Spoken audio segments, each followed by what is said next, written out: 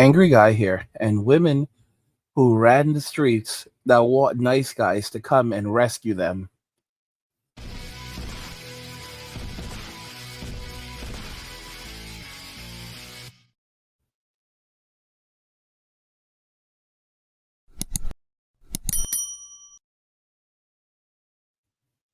Women who ran the streets now want nice guys to come and rescue them.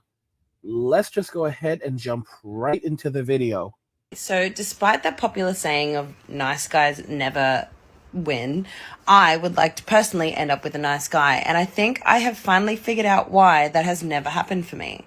Now, over this past year or so, I've given my attention to a fair few men, and when I say attention, I haven't slept with a bunch of men. I just mean I've been very open to dating and meeting new ones. And I've been traveling a lot, so I've been meeting all sorts of different types all over the world. I've met plenty of fuckboys, and I've met a couple of nice guys. And a difference that is not so obvious, but I've finally figured out, is the way that they initially communicate with you. So, like a fuckboy, when you first meet them, generally speaking, they're pretty good looking, right? That's why they're fuckboys. They're good looking, so they get a lot of attention.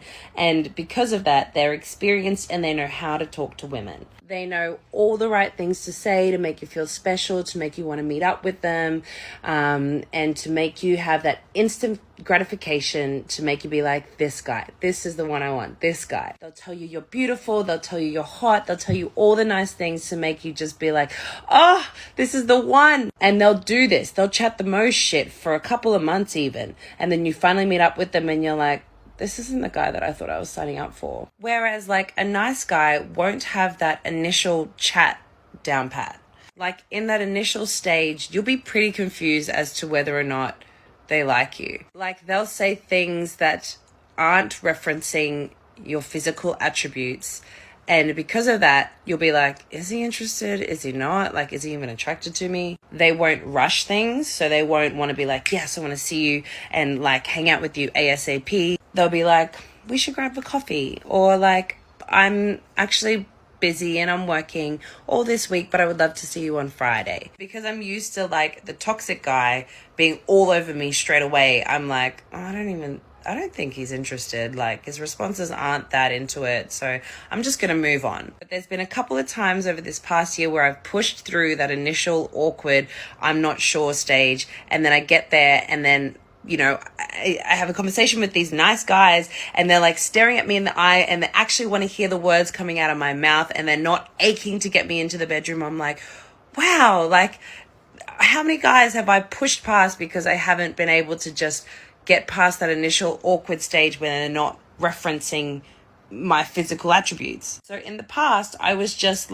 falling for all of the things that the fuckboys say, that because they're saying the things that I want to hear and telling me how gorgeous and beautiful and amazing I am, only to get there and be like, oh, damn it. Whereas nice guys, they're genuine, they are who they are from the start, they're not going to rush things, they're not going to love bomb you, and you've just got to roll with that. So, guys, these are women who've been out in the streets for decades. And what's happening right now is they're getting older. Chad and Tyrone, these guys aren't going to settle down with them. And these women realize that they need to start, doing something so that they can have that backup, that plan B guy who's going to help them to build up their lives. So, this is what they're doing. This is what they're saying. These women, to be very clear, don't actually like the nice guy. And, as here's the thing about nice guys.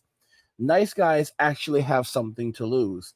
Chad and Tyrone typically have nothing to lose. And a lot of the time, Chad and Tyrone, they don't have a lot of value. Let's be clear. There are Chads, there are Brads, there are Tyrones, there are Chadrones, there are Bradrones. And these guys, there's usually a common trait with these guys, that these guys are not marriageable men. They mess around, they mess around in their lives. The reason why they're so good with women is because that's all they do. They're called F boys for a reason. Because all they do is hang around bars. Go around looking for women to have these relationships with. But how much money do these guys typically have in the bank? Have they been actually working on themselves, working on their finances? To be very clear, a lot of F boys are not even good looking. This is a true. This is a very honest truth that we need to accept. A lot of f boys are not even good looking, but the reason why women go for these toxic men is because they are they're f boys. You know, they'll make them feel good. They'll give them the dopamine rush. They have experience with women. They know how to trigger certain things. You know, think about it. If you spend 10 years studying medicine, you're going to know something about medicine. But guess what? You're not going to the time that you're spending learning about medicine. You can't. That's time you won't be able to invest in the streets learning about women, spending time around women, spending all day long trying to have a relationship with them, trying to gain access to physical intimacy. Like this is how it is. So these guys have lots of experience doing this, but they have no skill sets elsewhere. They haven't been working on themselves. They haven't been developing themselves as men. They have nothing to offer. So they're not marriageable men. Of course, these men know how to give women a constant dopamine rush. So, for example, they know how to take her on emotional highs and emotional lows. You have to understand that there's no such thing as bad emotions for a woman. Both highs and lows, both good and negative emotions, are good for a woman. I know it sounds crazy, but what it does is that it's giving her a constant hit of dopamine. All right, so you take her to emotional highs. She's very, very happy. She's very, very happy. It's wonderful. But if she's happy all the time, then eventually she's no longer going to get happy anymore. And now she starts to get bored. So you take her to an emotional low. Oh my gosh, now she's miserable. She's crying. She's devastated. Guess what? She just got another dopamine hit. Then the same guy who did that, he brings her back up again after he takes her to that low. So now that's another hit. Like guys, these are dopamine junkies. And this is the crazy thing. But the thing is, after years of being in the streets, they turn around and they want a nice guy to come and rescue them. And they're like, oh, it's so nice that I don't have to do this and this and this and any of these things.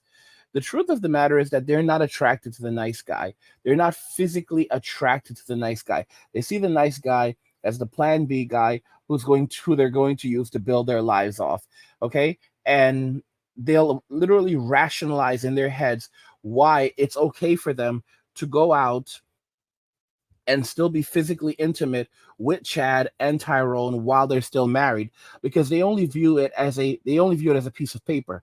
Marriage vows don't mean anything to modern day women. They absolutely don't. If you listen to what M. Khalifa said, she was married like twice, engaged three times, and she still got to keep the ring afterwards.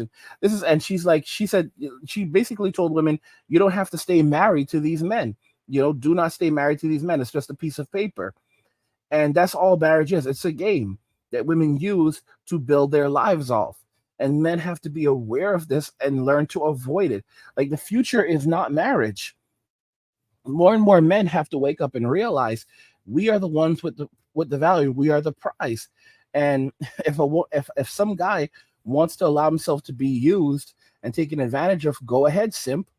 But as more and more men wake up and realize what the consequences are, like, guys, I have a $700 Steam Deck. I have a Nintendo Switch.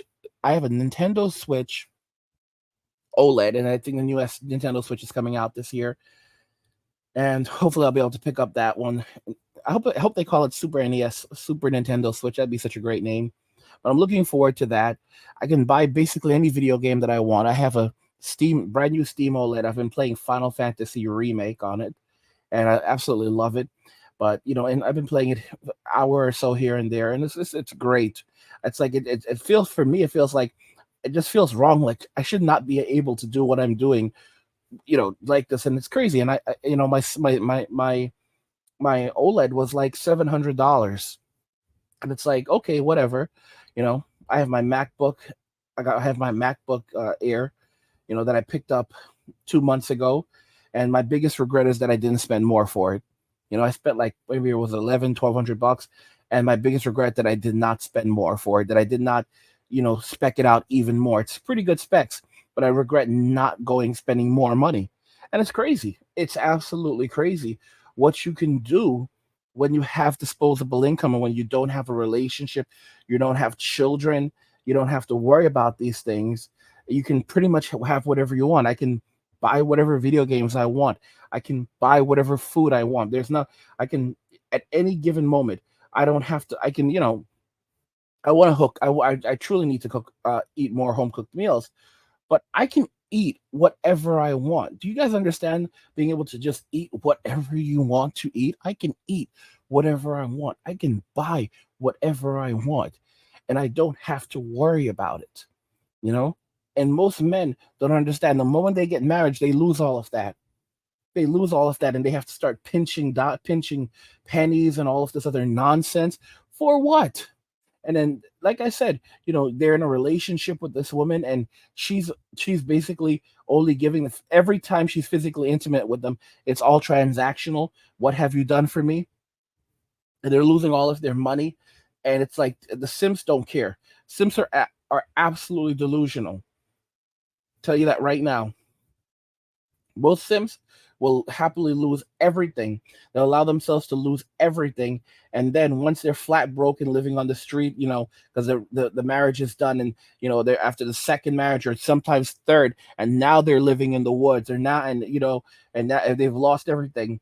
They'll go through a period where they'll grieve, and then they'll finally say, yeah, the red pill guys were right, the manosphere guys were right, you know, and they'll finally wake up because they have no choice other than to wake up, because now they're traumatized, you know, and it's like they have to learn the hard way. It's unfortunate, but it's true, guys. If you're enjoying the content, help get the channel to 100,000 subscribers on our journey to 2 million by subscribing to the channel if you already haven't, liking the video, and turning on notifications to never miss another video ever again. Women who ran the streets now want nice guys to come and rescue them. What do you guys think about this? I want to know what you think.